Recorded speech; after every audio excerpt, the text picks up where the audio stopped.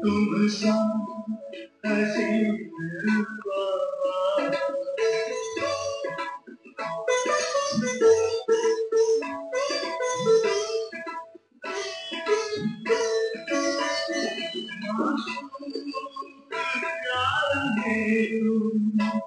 माशूक प्यारा है तू, आशिक है सारी दुनिया, आशिक है सारी दुनिया। तू प्यार का समंदर, तू प्यार का समंदर, हम तो तुम्हारी नदियाँ, हम तो तुम्हारी नदियाँ। तुझ में समा के बाद, तुझ में समा के बाद, तुझ सा बने जहाँ में, तुझ सा बने जहाँ में, तुम सा हसीन बात।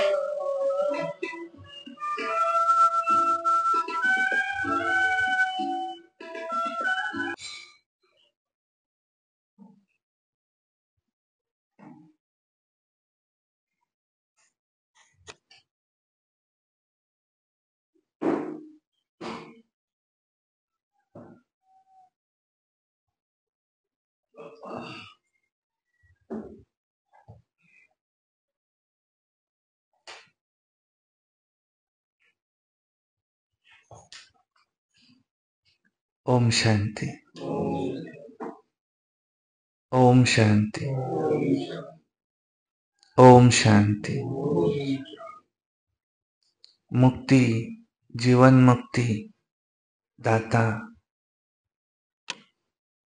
लिबरेशन फ्रूसन दाता,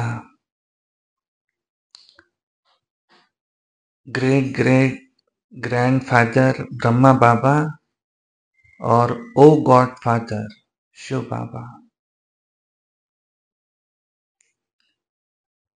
और मुक्ति जीवन मुक्ति तुम्हारा जन्म सिद्ध अधिकार है। निरंतर उनकी याद में रहो। सुनते आज की मुरली। वाणी है 10/9/2024 की।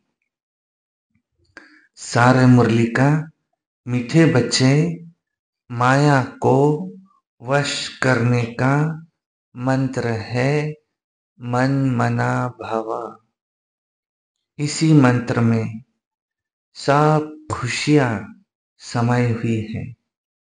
यही मंत्र तुम्हें पवित्र बना देता है। मन ही मन मुझे याद करो, बाबा को याद करो, अपना चित्त बाबा में लगाओ। प्रश्न है, आत्मा की सेफ्टी का नंबर 1 साधन कौन सा है और कैसे? उत्तर है याद की यात्रा।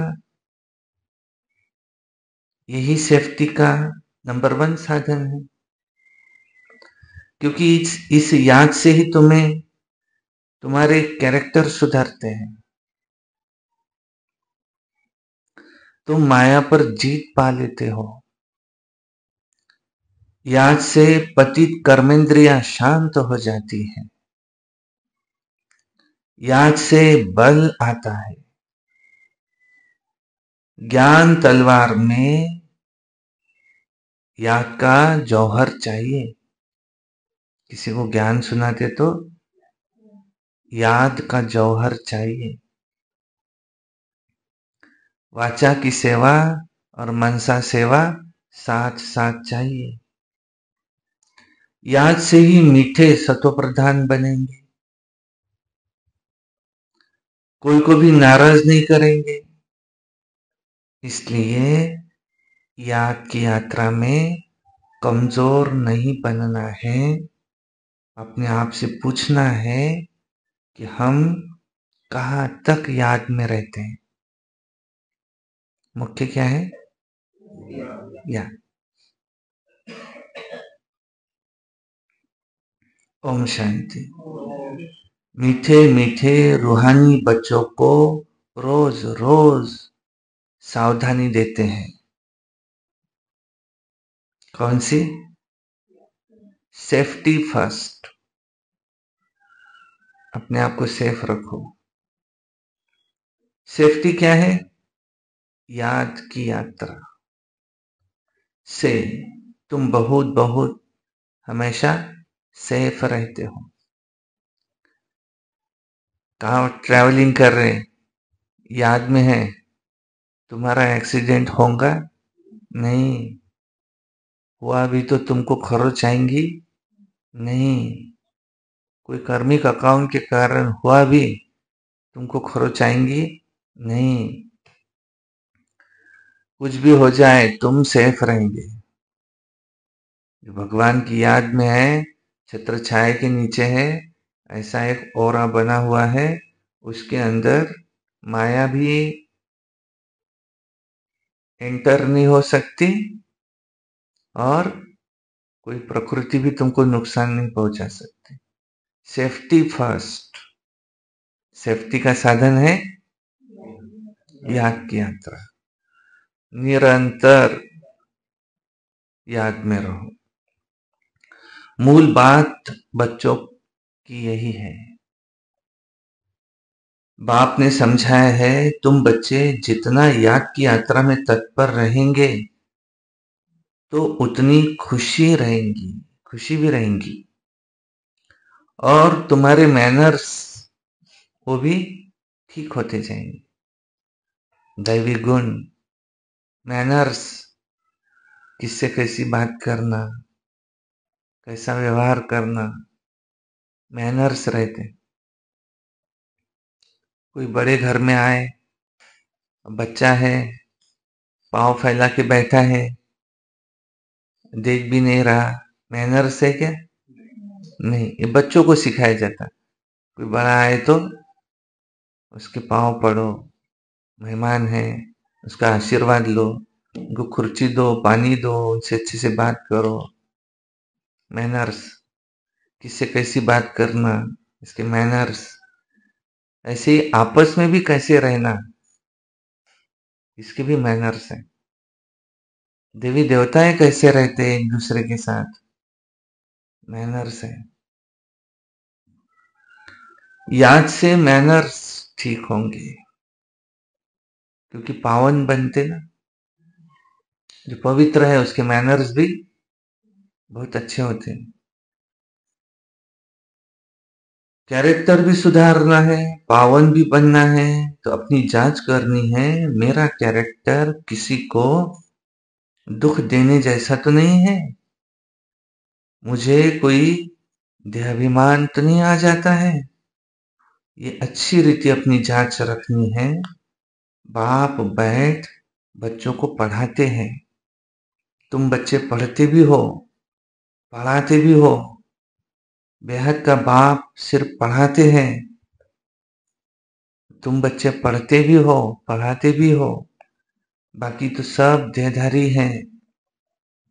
इसमें सारी दुनिया आ जाती है, एक बाप ही है विदेही। वो तुम बच्चों को कहते, तुमको भी मेरे समान विदेही बनना है।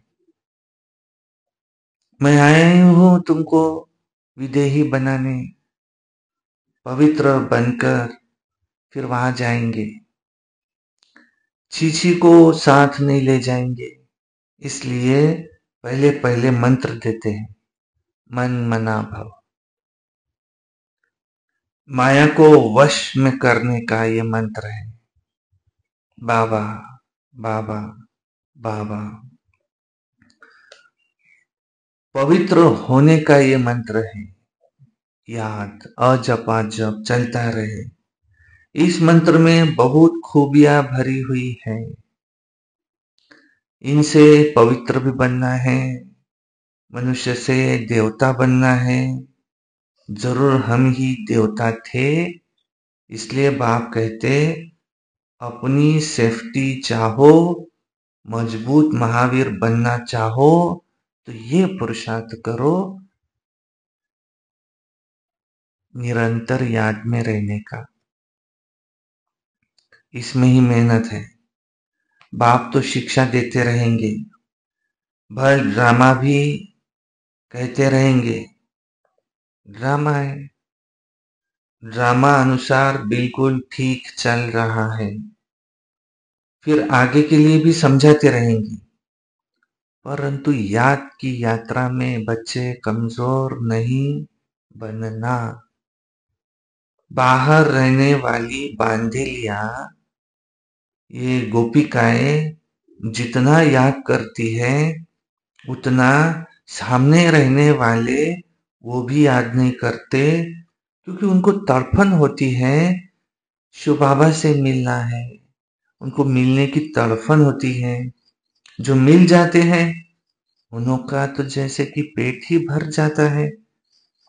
जो बहुत याद करते हैं वही ऊंच पद पाते हैं। देखा जाता है अच्छे अच्छे बड़े बड़े सेंटर्स संभालने वाले मुख्य, वो भी याद की यात्रा में कमजोर है। याद का जौहर बहुत अच्छा चाहिए। ज्ञान तलवार में याद का जौहर न होने के कारण किसको तीर नहीं लग सकता, पूरा मरते नहीं। बच्चे कोशिश करते हैं कि ज्ञान का बाण लगाकर बाप का बनावे, वह मर्जीवा बनावे, परंतु मरते नहीं। तो जरूर उस ज्ञान तलवार में गड़बड़ है, मरता नहीं है, बाबा का बनता नहीं है, मर्जीवा जन्म है। तो ज्ञान को धार चाहिए। जब मरेंगे वो धार कौन सी? याद। बाबा भल जानते हैं कि ड्रामानुसार बिल्कुल एक्यूरेट चल रहा है, परंतु आगे के लिए समझाते तो रहेंगे ना। हर एक अपने दिल से पूछो कि हम कहां तक याद में रहते हैं। याद से बल आएगा। इसलिए कहा जाता है कि ज्ञान तलवार में जौहर चाहिए। ज्ञान तो बहुत सहज रीति समझा सकते हैं, जितना जितना याद में रहेंगे उतना मीठे भी बनते जाएंगे। कड़वाहट कड़वाहट खत्म होती जाएंगी। तुम सतो प्रधान थे, बहुत मीठे थे। कड़वाहट, ये खट्टा मीठा, खट्टा खटास किसी के लिए, ये सब खत्म होते जाएगा। तुम क्या बनते जाएंगे? बहुत मीठे, याद से। तो अब तुमको फिर से सत्व प्रधान बनना है। तुम्हारा स्वभाव बहुत मीठा चाहिए। कभी रंज नाराज नहीं होना किसी से। ऐसा वातावरण न हो जो कोई किसी से नाराज है। ऐसी कोशिश करनी चाहिए, क्योंकि ये ईश्वरीय कॉलेज स्थापन करने की सर्विस बहुत ऊंची है। विश्वविद्यालय तो भारत में बहुत गाए जाते हैं, वास्तव में वह है नहीं। विश्वविद्यालय तो ये एक ही है, क्योंकि बाप आकर सारे विश्व को, सबको मुक्ति, जीवन मुक्ति देते हैं। बाप जानते हैं सारी दुनिया के जो भी मनुष्य मात्र है सब खत्म होने वाले हैं। बाप को बुलाया भी इसलिए है कि छीछी दुनिया का खात्मा और नई दुनिया की स्थापना करो। यदा यदा हि धर्मस्य ग्लानिर्भवति भारत अभ्युत्थानम् अधर्मस्य तदात्मानं सृजाम्यहम् परित्राणाय साधूनां विनाशाय च दुष्कृता धर्म संस्थापनार्थाय संभवामि संगम युगे युगे।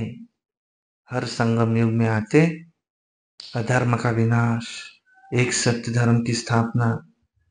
बच्चे भी समझते हैं बरोबर इस समय बाप आया हुआ है। अभी माया का कितना पॉम्प है। फॉल ऑफ पॉम्पिया का खेल भी दिखाते हैं। बड़े बड़े मकान आदि बना रहे हैं। ये सब क्या है? ऊंची ऊंची मंजिलें, माया का पॉम्प। सतयुग में इतने मंजिल के मकान बनते तो नहीं, यहाँ बनते हैं क्योंकि रहने के लिए जमीन कम है। विनाश जब होता है तब सब बड़े बड़े मकान, ये मनुष्य उसमें गिर पड़ते हैं। आगे इतनी बड़ी बड़ी बिल्डिंगें तो नहीं थी। बॉम्ब्स जब छोड़ते तो ऐसे गिरेंगे नहीं मकान, जैसे ताश के पत्ते ऐसे रखते ना, गिरते ऐसे गिरेंगे। इसका मतलब ये नहीं कि वही मरेंगे और बाकी दूसरे फिर रह जाएंगे, नहीं। जो जहां होगा, चाहे समुद्र पर हो, चाहे पृथ्वी पर हो, चाहे आकाश में चला जाए वहां हो, चाहे पहाड़ों पर हो, चाहे उड़ रहा हो, चाहे ये कर रहा हो, चाहे वो कर रहा हो, सब खत्म हो जाएंगे। ये पुरानी दुनिया है ना। जो भी 84 लाख योनियां हैं सब खत्म हो जानी है। वहां नई दुनिया में ये कुछ भी नहीं होगा। न इतने मनुष्य होंगे, न मच्छर होंगे, न ये जीव जंतु, ये कीड़े मकोड़े, ये सब कुछ नहीं होगा। यहाँ तो ढेर के ढेर है। दुख देने वाला एक भी ऐसा जीव नहीं होगा। अब तुम बच्चे भी देवता बनते हो तो वहां तुम्हारे लिए हर एक चीज सतो प्रधान होती है। यहाँ भी बड़े आदमी के घर में जाएंगे तो क्या, कितनी सफाई होती है। अब तुम तो सबसे जास्ती बड़े देवता बनते हो तो बड़े आदमी भी नहीं कहेंगे, और तुम तो बहुत ऊंचे से ऊंच देवता बनते हो। और ये कोई नई बात नहीं है।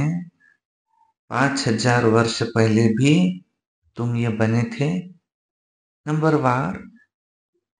ये इतना किचड़ा आदि वहां कुछ भी नहीं होगा। बच्चों को बड़ी खुशी होती है कि हम बहुत ऊंच देवता बनते हैं। एक ही बाप हमको पढ़ाने वाला जो हमको इतना ऊंच बनाते हैं। पढ़ाई में हमेशा नंबरवार पोजीशन वाले तो होते हैं ना, कोई कम पढ़ते हैं, कोई जास्ती पढ़ते हैं। तो अब बच्चे पढ़ रहे हैं, पुरुषार्थ कर रहे हैं, बड़े बड़े सेंटर्स खोल रहे हैं, इसलिए कि बड़ों बड़ों को मालूम पड़े भारत का प्राचीन राजयोग भी गाया हुआ है। खास विलायत वालों को जास्ती उत्सुकता होती है ये राजयोग सीखने की। भारतवासी तो तमो प्रधान बुद्धि है, और वो फिर भी तमो बुद्धि है, तमो है। इसलिए उन लोगों को शौक रहता है कि भारतवासियों का प्राचीन राजयोग सीखना। भारत का प्राचीन राजयोग नामी ग्रामी है, जिससे ही ये भारत स्वर्ग बना था। बहुत थोड़े वहां आते हैं जो पूरी रीति समझते हैं। स्वर्ग हेविन पास होकर के गया तो फिर से जरूर होगा। हेविन अथवा पैराडाइज है ये सबसे वंडर ऑफ द वर्ल्ड।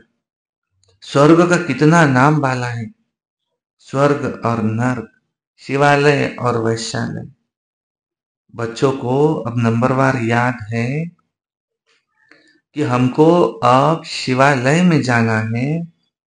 वहां जाने के लिए हमको क्या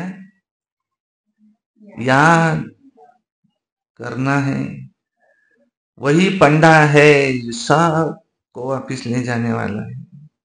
भक्ति को कहा जाता है रात, ज्ञान को कहा जाता है दिन। यह है बेहद की बात। नई चीज पुरानी चीज में बहुत फर्क होता है। अब बच्चों की दिल होती, इतनी ऊंचे से ऊंची पढ़ाई, ऊंचे से ऊंचा मकान, उसमें हम पढ़ रहे, बड़े बड़े लोग आएंगे, एक एक को बैठ समझाना पड़ता है। वास्तव में पढ़ाई व शिक्षा के लिए तो एकांत स्थान होता है। ब्रह्म ज्ञानियों के आश्रम ये शहर से दूर दूर होते हैं और नीचे ही रहते हैं, इतने ऊपर की मंजिल पर भी नहीं रहते। और अभी तो तमो प्रधान होने से सब सन्यासी भी शहर के अंदर घुस पड़े हैं। वो ताकत खत्म हो गई है। इस समय सबकी बैटरी खाली हो गई है।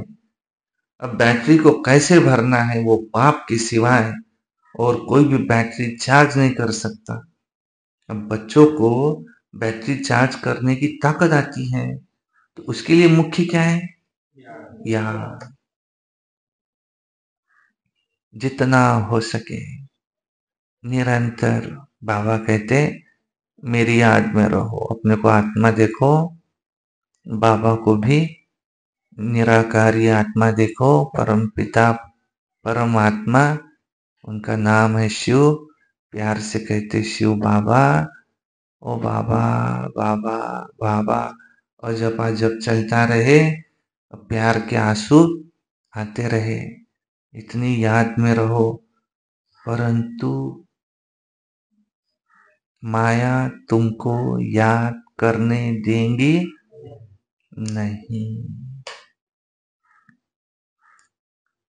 माया वो सुख जो शिव बाबा की याद में है वो लेने देंगी।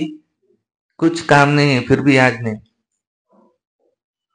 दूसरे काम करते हुए 1 घंटा किसी से बातचीत करो ना, पता भी नहीं चलता कैसा टाइम निकल गया। और याद में बैठो, ऐसा लगेगा कितना मेरा टाइम पास हो रहा है, कितने मेरे पीछे काम है, वो कब करूंगा मैं। और बातचीत में कोई मेहमान आ गए तो दिन गया तो पता ही नहीं चला। सर्व कामं कधी आठवत आहेत? योग वर मध्ये बसा, सर्व कामं आठवतात त्याच वेळी. अरे हे तर राहूनच गेलंय. कारण मन एकाग्र होते ना, ते आठवते। उसमें माया के विघ्न पड़ते हैं याद में। कोई तो सर्जन के आगे सच बतलाते, कुछ छुपा लेते। अंदर में जो खामियां हैं वो तो बाप को बतलानी पड़े। इस जन्म में जो पाप किए हैं वो अविनाशी सर्जन के आगे वर्णन करना चाहिए, नहीं तो दिल अंदर में खाती रहेंगी। सुनाने के बाद फिर खाएंगा नहीं, अंदर रख लेना, ये भी नुकसान कारक है। जो सच्चे सच्चे बच्चे बनते हैं वो सब बातें अपने बाप को बतलाते हैं। जो बच्चे सच्चे होते हैं पहिले घरी आल्याबरोबर आपल्या आई-वडिलांना सांगतात, बाबा आज असं झालं, आज शाळेत हे झालं, आज हे, आज तो मला असं म्हणाला, माझ्याकडून ही चूक झाली। जो सच्चे बच्चे होते बाबा को सब बतलाते, बाबा ऐसा ऐसा चल रहा है, ऐसे जीवन चल रहा है, इसको कैसे बदली करे, निरंतर तुम्हारी याद में रहे। याद में क्यों नहीं रह पाता, क्यों माया विघ्न डालती है। माया डालो तुम कितना भी विघ्न, तुम मेरा शिव बाबा से जो प्रेम है ये कम नहीं कर सकते। तो जो सच्चे सच्चे बच्चे बनते हैं वो सब बाप को बतला देते हैं, इस जन्म में हमने ये पाप किए। दिन प्रतिदिन बाप जोर देते रहते कि बच्चे ये तुम्हारा अंतिम जन्म है, तुमको तमो प्रधान से सतो प्रधान बनना है। तो अभी तुम तमो प्रधान हो तो पाप तो जरूर होते ही रहेंगे। बाप कहते मैं बहुत जन्मों के अंत में जो जब नंबर 1 पतित बना उनमें प्रवेश करता हूं, क्योंकि उनको ही फिर नंबर 1 में जाना है। तो ये भी बहुत मेहनत करते हैं अपने आप को पावन बनाने की, नंबर 1 में जाते हैं। तो तुमको भी बहुत मेहनत करनी पड़े कि मुझे पावन बनना है, पावन बनना है, मुझे निरंतर याद में रहना है। इस जन्म में पाप किए हुए हैं ना, वो तो बताना पड़ेगा ना बाबा को। चलो पिछले जन्म के मुझे याद नहीं, इस जन्म में बाबा मुझसे ये गलतियां हुई, मुझे माफ कर देना, अब मैं आगे से नहीं करूंगा। कईयों को तो पता ही नहीं पड़ता कि हम क्या कर रहे हैं, सच नहीं बतलाते, कोई कोई सच बतला देते हैं। तो बाप ने समझाया है, बच्चे तुम्हारी कर्मेंद्रिया शांत तब होती है जब कर्मातीत अवस्था बनती है। कोई कोई को तो पता ही नहीं हम पाप करते हैं, इसको भी पाप कहा जाता है यही पता नहीं। कोई कहा खाने की चीज दिखी, बिना पूछे खा लिए, पाप है की पुण्य है? खायची वस्तू होती खाल्ली तर काय नाही तरी खराबच होणार होती। माझा तो संस्कार तर खराब होऊन राहिला ना, वस्तू खराब झाली चालेल, पण माझा संस्कार खराब होऊ नये। तो चोरीचा संस्कार जर माझ्यात राहिला तर माझा जन्म तिथं नाही होणार, जन्म संस्कारानुसार होता। मुझे अपने संस्कार परिवर्तन करना है। और कोई भी चीज इस दुनिया में मुफ्त में नहीं मिलती, नियम है, नियम है। तुम्ही एखादी वस्तू अशीच पडली होती म्हणून घेऊन जा, त्याचा वापर करा, थोड्या दिवसानं लक्षात येईल की तुमच्या हाताला खाज येऊन राहिली आहे, काय झालं, दवाखान्यात जा, डॉक्टर सांगतील तुम्हाला अमक्या अमक्या गोष्टीची एलर्जी झाली, त्याची औषध घ्या, ती औषधीचे पैसे दिले, ते पैसे बरोबर तेवढे होते जेवढ्याची ती वस्तू होती। ते झालं फिटलं आता इथं, ती जे खाज सुटली असंच होतं का ते?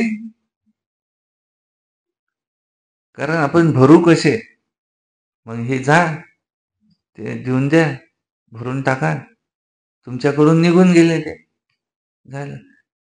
कारण तेवढे जास्तीचे आले होते आपल्याकडे कुठून तरी।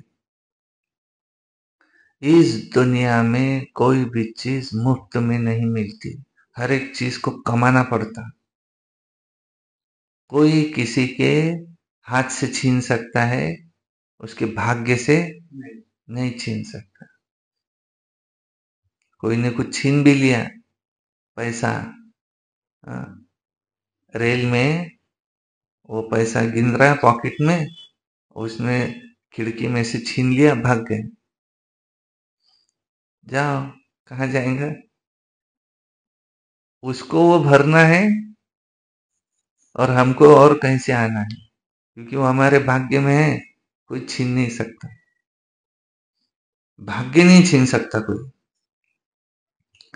जैसे मनुष्य बूढ़े होते हैं तो कर्मेंद्रियां ऑटोमेटिकली शांत हो जाती है, इसमें तो छोटेपन में ही सब शांत हो जाना चाहिए। योग बल में अच्छी तरह रहे, इन सब बातों की एंड हो जाएंगी। वहां ऐसी कोई गंदी बीमारी, कोई कीचड़ पट्टी कुछ होता नहीं है। मनुष्य बड़े साफ शुद्ध रहते हैं। वहां है ही राम राज्य, यह है रावण राज्य। तो अनेक प्रकार की गंदी बीमारियां आदि होती रहती है। सतयुग में ये कुछ होता नहीं, वहां की तो बात ही मत पूछो। नाम ही कितना फर्स्ट क्लास है। स्वर्ग, नई दुनिया, बड़ी सफाई रहती है। बाप समझाते, इस पुरुषोत्तम संगम युग पर ये सब बातें तुम सुनते हो, कल नहीं सुनते थे। कल मृत्युलोक के मालिक थे, आज अमरलोक के मालिक बनते हो। तुमको निश्चय हो जाता है कि कल हम मृत्युलोक में थे, अभी संगम पर आने से अमरलोक में जाने के लिए पुरुषार्थ कर रहे हैं। पढ़ाने वाला वो बाप है जो अब मुझे मिला है। तो जो अच्छी रीति पढ़ते हैं तो पैसा आदि अच्छा कमाते हैं। तो बलिहारी ऐसे पढ़ाई की कहेंगे जो भगवान पढ़ाई पढ़ाए और मैं उस पढ़ाई को पढ़ूं। तो ये भी ऐसी है, इस पढ़ाई से बहुत उच्च पद पाते हो। अभी तुम रोशनी में आए हो, ये सिवाय तुम बच्चों के और कोई को भी मालूम नहीं है। भगवान मुझे पढ़ा रहा है। और तुम भी घड़ी घड़ी भूल जाते, पुरानी दुनिया में चले जाते। भुलाना है, भूलना माना पुरानी दुनिया में चले जाना। अभी तुम संगमयुगी ब्राह्मणों को मालूम है कि हम अभी कलयुग में नहीं हैं। सदैव याद रखना चाहिए कि हम संगम पर हैं और नए विश्व के मालिक बन रहे हैं। बाप हमको पढ़ा रहे हैं नई दुनिया में जाने के लिए। यह है शुद्ध अहंकार। भगवान मुझे पढ़ा रहा है, वो होता है अशुद्ध अहंकार। तुम बच्चों को तो अभी अशुद्ध ख्यालात नहीं आने चाहिए। पुरुषार्थ करते करते आखिरी पिछाड़ी में रिजल्ट निकलेंगी। बाप समझाते हैं, इस समय तक सब पुरुषार्थी ही है। इम्तिहान जब होता है, नंबरवार पास होते हैं, अगली क्लास में ट्रांसफर हो जाते हैं। तुम्हारी है वेद की पढ़ाई, जिसको सिर्फ तुम ही जानते हो। तुम कितना समझाते हो, नए नए आते रहते वेद के बाप से वर्षा पाने के लिए, भले दूर रहते, फिर भी सुनते सुनते निश्चय बुद्धि हो जाते। ऐसे बाबा के सम्मुख भी जाना चाहिए। जिस बाप ने बच्चों को पढ़ाया, ऐसे बाप के सम्मुख भी जरूर जाना चाहिए, उनको मिलना चाहिए। मधुबन में जाके समझकर ही यहाँ आते हैं, मधुबन में आते हैं। फिर सब समझकर, कोई नहीं समझे हुए होते हैं तो फिर यहाँ आने से भी समझ जाते हैं। बाप कहते हैं, दिल में कोई भी बात हो, समझ में नहीं आती हो तो भल पूछो। बाप तो चुंबक है ना, जिसकी तकदीर में है वो अच्छी रीति पकड़ सकते हैं। तकदीर में नहीं तो फिर खलास, सुना अनसुना कर देते हैं। यहाँ कौन बैठ पढ़ाते? स्वयं भगवान। उनका नाम क्या है? उनका नाम है शिव। वे है शिव बाबा। शिव बाबा हमको स्वर्ग की बादशाही देते हैं। और फिर कौन सी पढ़ाई अच्छी? वो पढ़ाई अच्छी कि भगवान पढ़ाए वो पढ़ाई अच्छी? तुम कहेंगे हमको शिव बाबा पढ़ाते हैं। वो पढ़ाई कि जिससे 21 जन्मों की बादशाही मिलती है। ऐसे ऐसे समझाते समझाते वो तुमको ले जाते हैं। कोई तो पुराण ऐसे समझाते समझाते फिर उनको मधुबन में ले जाते हैं बाबा से मिलने। कोई तो पूरा न समझने के कारण फिर वो इतनी सर्विस नहीं कर सकता। उसको पता ही नहीं अभी कि मुझे भगवान पढ़ा रहे हैं, तो फिर वो सर्विस नहीं कर सकता। बंधन की जंजीरों में ही जकड़े रहते हैं। शुरू में तो तुम कैसे अपने को जंजीरों से छुड़ा करके यहाँ भाग के आए। जैसे कोई मस्ताने होते हैं ना, ये भी ड्रामा में पार्ट था। जो कशिश हुई, ड्रामा में भट्टी बननी थी शुरू शुरू में, जीते जी मरे। फिर कोई कोई माया की तरफ भी चले गए। युद्ध तो होती है ना, तो माया भी तो देखती है कि इसने बड़ी हिम्मत दिखाई है, अब हम ठोक कर देखते कि कितना पक्का है वा नहीं है। तो ये माया ठोक करके देखती है कि इसको निश्चय है व नहीं है। तो बच्चों की कितनी संभाल होती थी, सब कुछ सिखलाते थे। तुम बच्चे एल्बम आदि देखते हो पुराने, लेकिन सिर्फ चित्र देखने से भी समझ नहीं सकते। कोई बैठ समझाए तो क्या क्या होता था उस समय, कैसे भट्टी में पड़े थे, फिर कोई कैसे निकले, कोई कैसे निकले। जैसे रुपए छपते हैं तो कोई खराब हो पड़ते, ये भी ईश्वरीय मिशनरी, ईश्वर बैठ धर्म की स्थापना करते हैं। ये बात किसको भी पता नहीं है, बाप को बुलाते भी है, परंतु जैसे तवाई समझती ही नहीं। कहते हैं ये कैसे हो सकता, भगवान खुद आकर के पढ़ाए। तो माया रावण एकदम उसको ऐसा बना देती है। शिव बाबा की पूजा भी करते हैं, शिवलिंग की, फिर भी देखो कह देते वो तो सर्वव्यापी है। शिव बाबा कहते हो तो सर्वव्यापी कैसे होगा, बाप कोई सर्वव्यापी होता है क्या। पूजा करते एक तरफ, लिंग को शिव कहते, ऐसे थोड़ी कहते कि इनमें शिव बैठा है। अब पत्थर ठिक्कर में भगवान को कहना तो क्या सब भगवान ही भगवान है सब तरफ, भगवान अनलिमिटेड तो नहीं होंगे ना। तो बाप बच्चों को समझाते, कल्प पहले भी ऐसे ही समझाया था, वो सर्वव्यापी नहीं है, परम धाम के निवासी है। यदा यदा ही धर्मस्य अनुसार एक बार आते हैं, आकर के गीता का ज्ञान सुनाते, पतितों को पावन बनाते। समझा, सबने सुना।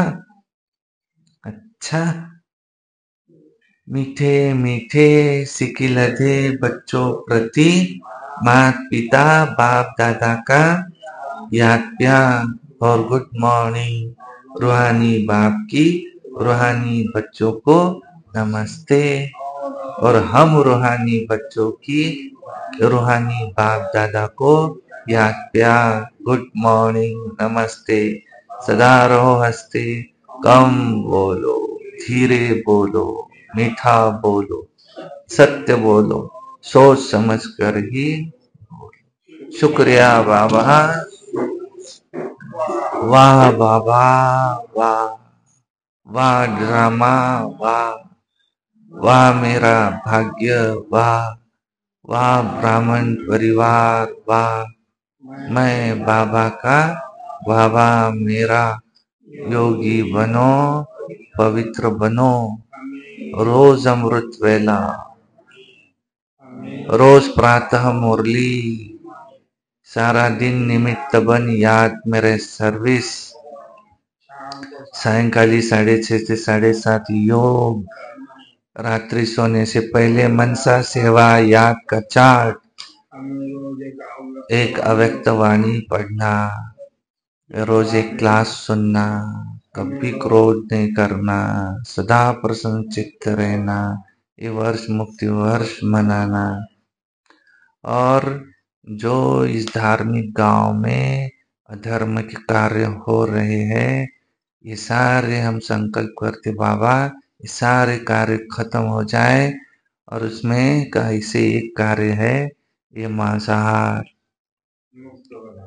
तो ये गांव बाबा मांसाहार मुक्त गांव बन जाए, और ये सारी दुकानें जो जगह जगह पर मार काट जो हो रही है, ये खुलेआम नाच नचा रहे हैं, ये अहिंसा का, अहिंसा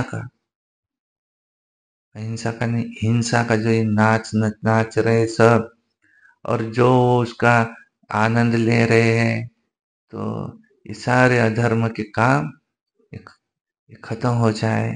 इन्हों को भी बाबा वो बुद्धि दे, वो जो धर्म के रास्ते पर चले, जैसा बीज बोएंगे वैसा फल काटेंगे।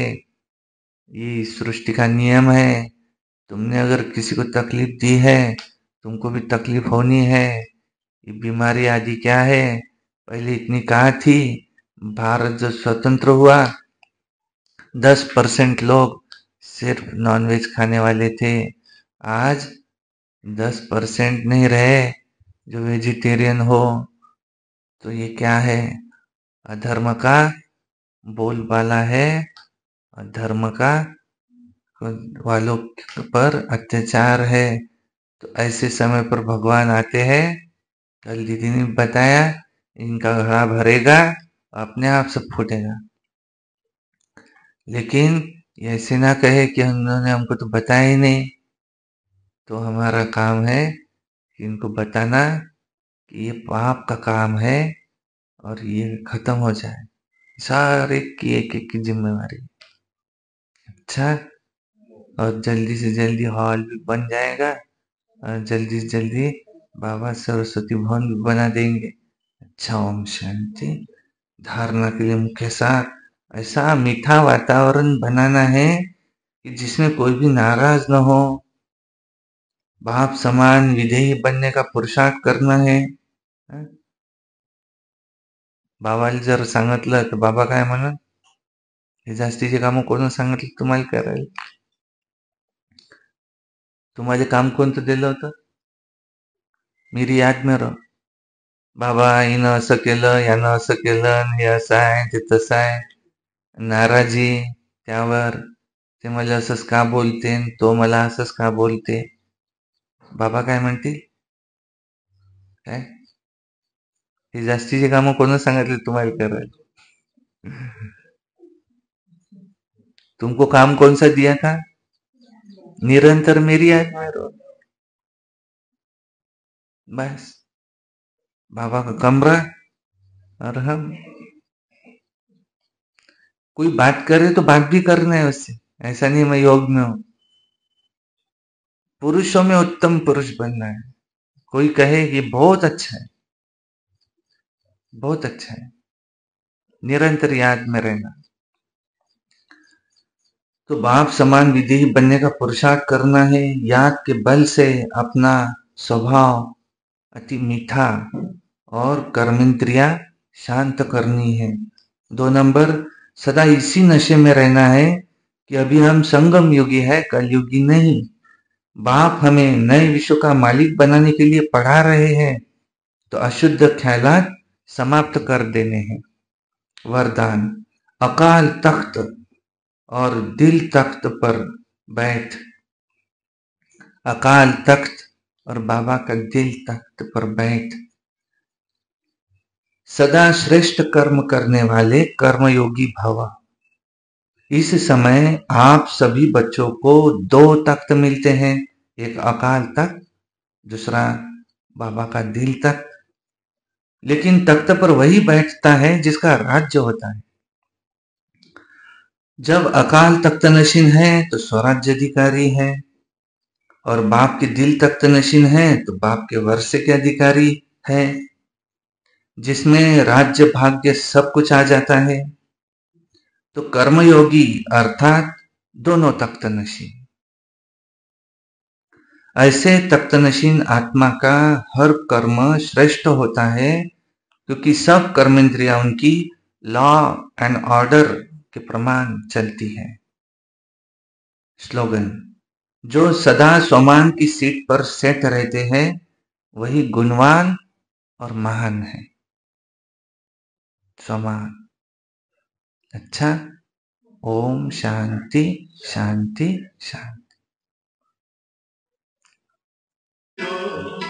इसकी खबर है किसको, पल भर का वह भी झूठा, पल भर